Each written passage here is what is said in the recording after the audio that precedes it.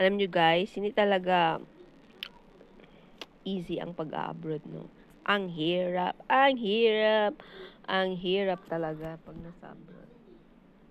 Hindi lahat ng OFW ay mayaman. Hindi lahat ng OFW ay may mga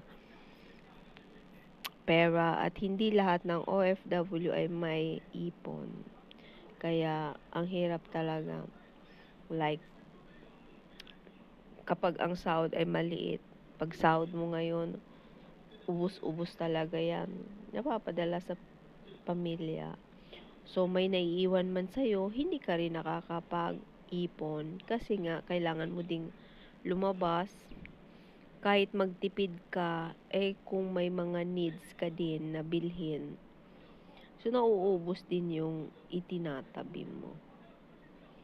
But, guys, alam nyo bang, para talagang makaipon tayo, para iwas gastos, kapag magsahod, magpapadala tayo sa Pilipinas.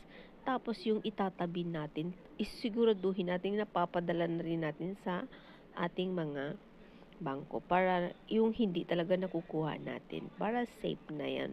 At hindi nababawasan. Yun lang ang dapat mong gawin.